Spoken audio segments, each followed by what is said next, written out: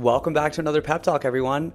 For those new here, my name is Stefanos and I am a PhD candidate in chemical engineering at Western University, and my mission is to empower and inspire.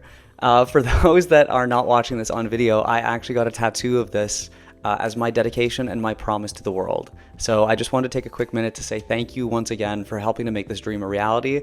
It is truly, like I said, a dream come true. So thank you. Today's episode, we're actually going to be unraveling the science of sleep and its profound impact on various aspects of our personal development. And this is quite a profound study because it is linked to our well-being, our physical health, our emotional health, and from productivity to goal setting to achievement, it is all underlined by good sleep.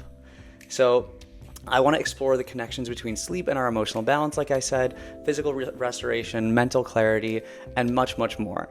And it's not just about understanding the importance of this, it's also about taking practicable steps to change our sleep and to improve it so we can improve our lives once again.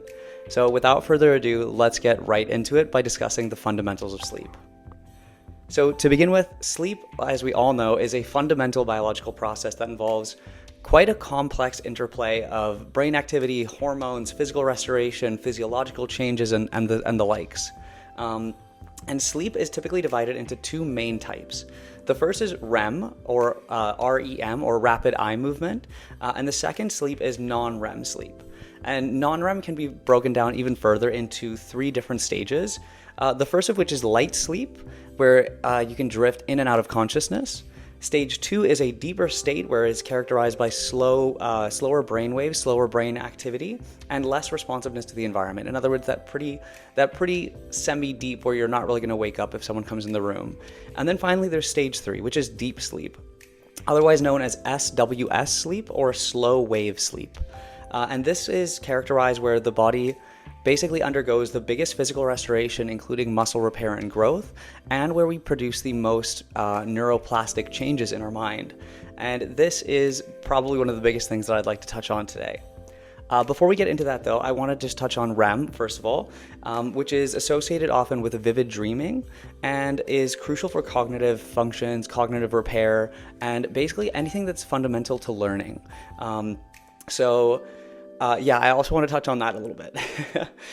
So sleep cycles typically repeat multiple times throughout the night, and they roughly last about 90 minutes long. So in other words, every 90 minutes, you'll enter a phase of REM, followed by stage 1, stage 2, and then stage 3 of deep sleep, after which you will basically wake yourself up into a REM sleep again, and then repeat that cycle. Now, I want to talk a little bit about the science of sleep cycles because they're crucial to understand how your body regenerates itself during sleep. Now, sleep cycles are natural and they are a recurring pattern, like I mentioned, that transition through different stages of the night. And like I said, they start from REM sleep and then transition into deeper and deeper sleep before you wake yourself back up into a REM sleep.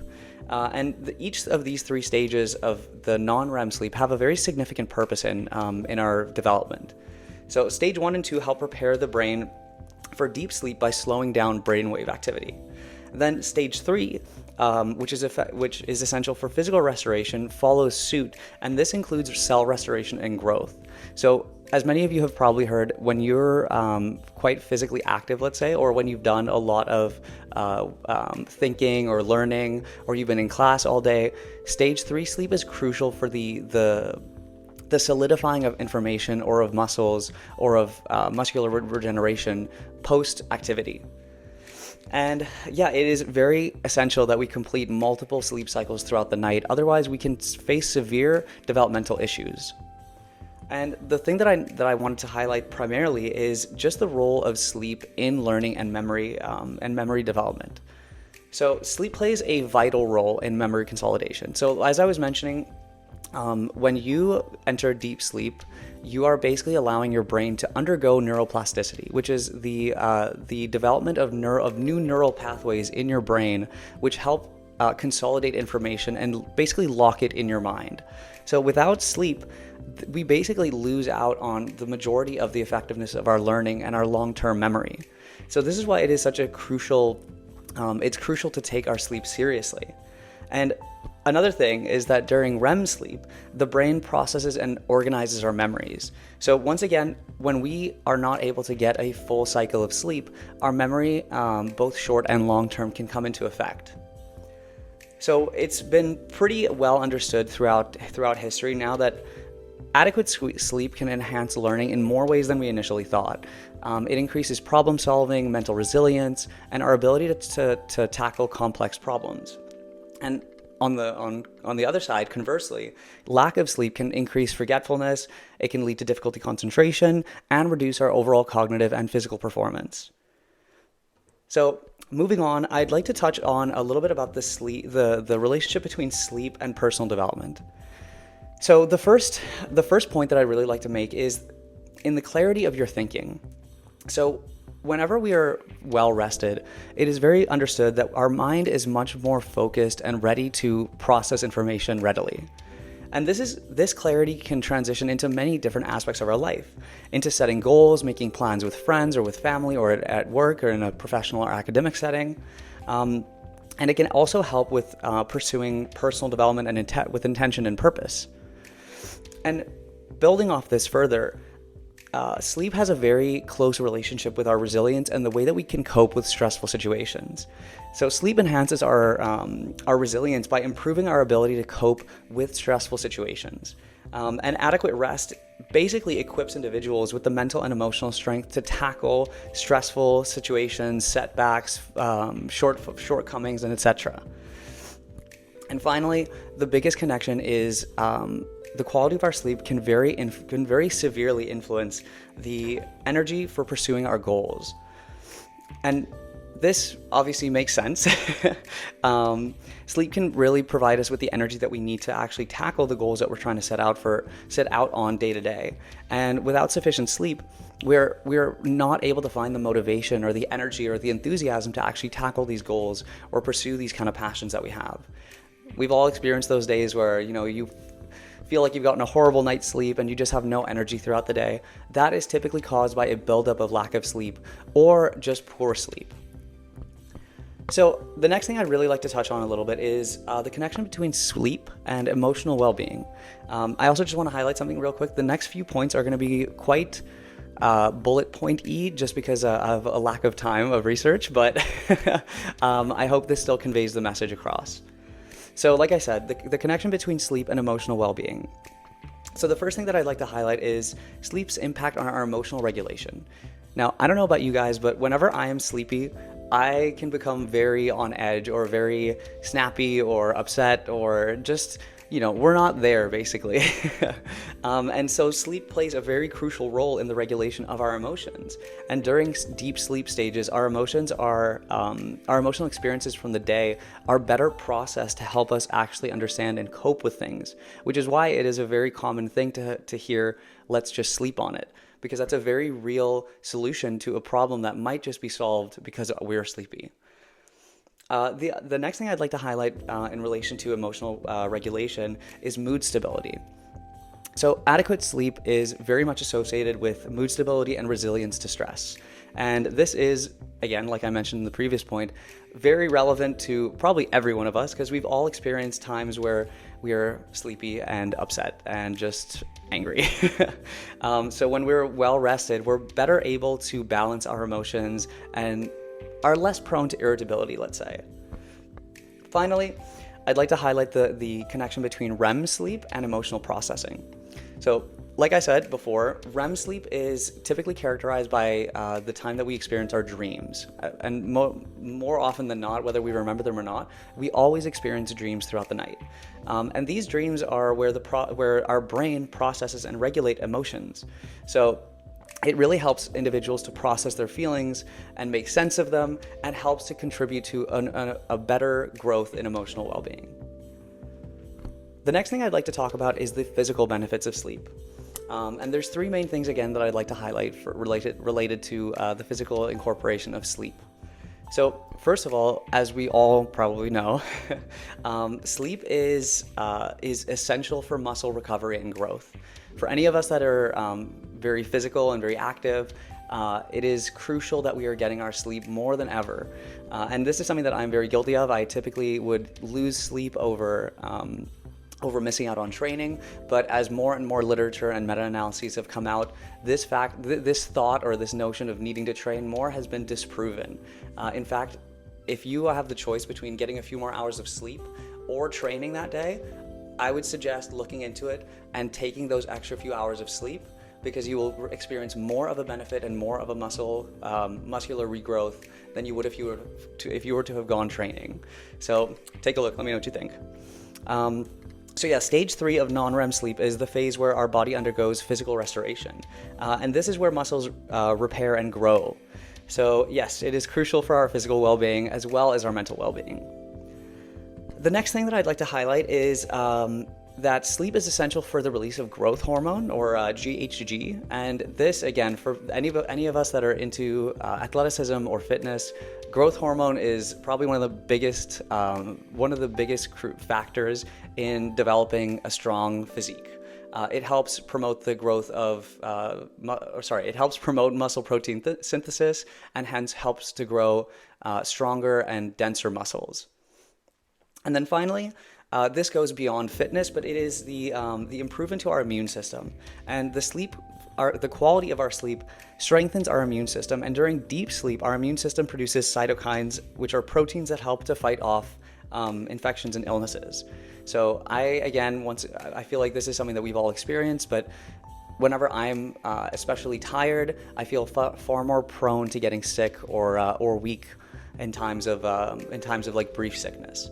So just another thing to keep in mind when you're kind of pondering over whether you should go to bed or not. Now, before we get to the practical tips that I'd like to highlight for what we can do to actually increase our sleep quality, I would like to touch on a couple things that can influence the quality of our sleep in the first place. So the two things I'd like to discuss are on the impact of diet and then the impact of exercise and physical activity. So to begin with, diet.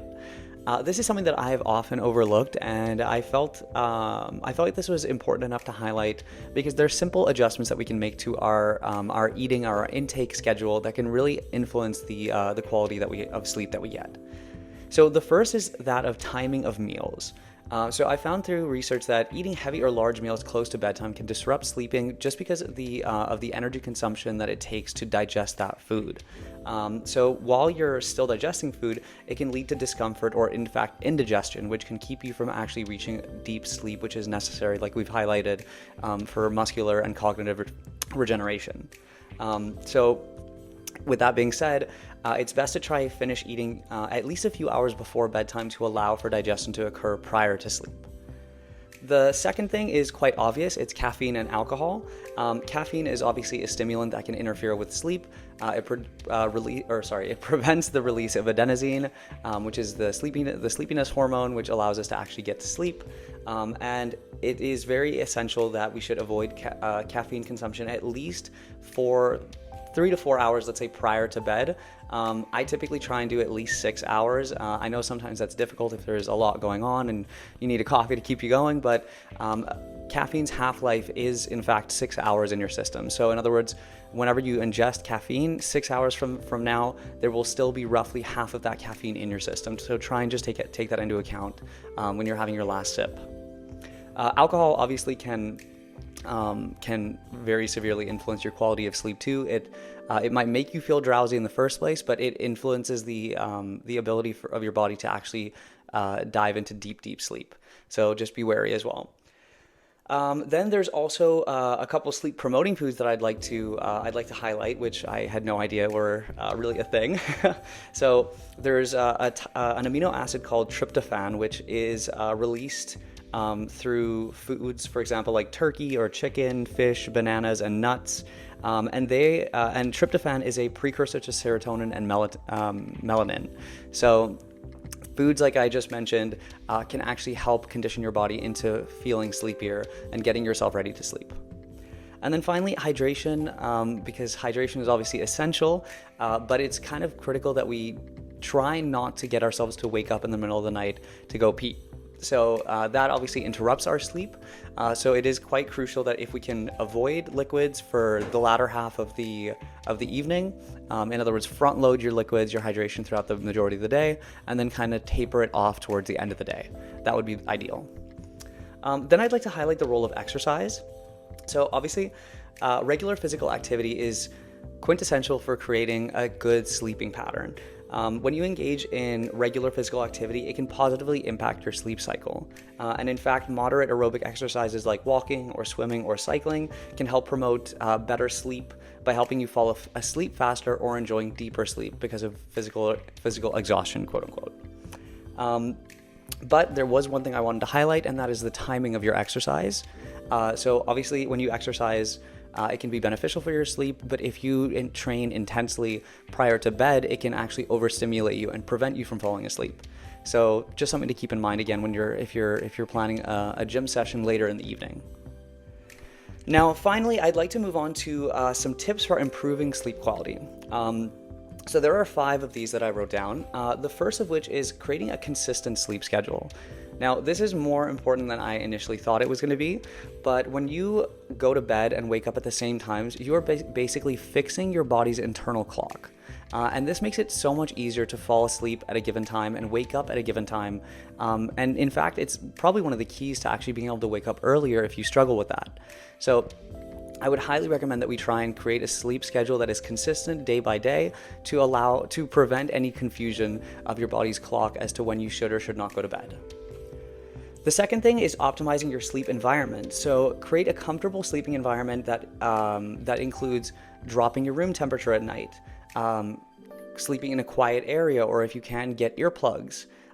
Control the level of light that's in your room. So if there's kind of any ambient lights or anything like that, try and eliminate them entirely. I would highly recommend even getting blackout blinds if you can, or at the very least wearing a sleep mask, because they can really increase the quality of your sleep.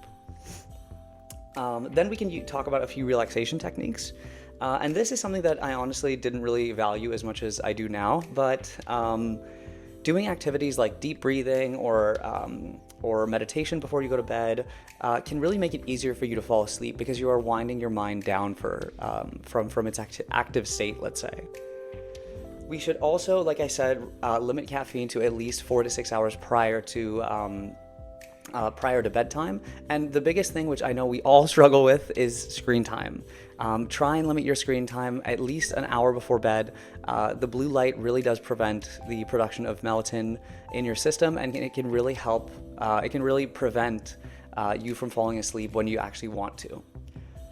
Finally, stress management. And this is more of an overarching kind of theme, but high stress events or high stress environments can oftentimes prevent us from falling asleep deeply, can even prevent us from falling asleep in the first place just due to racing thoughts.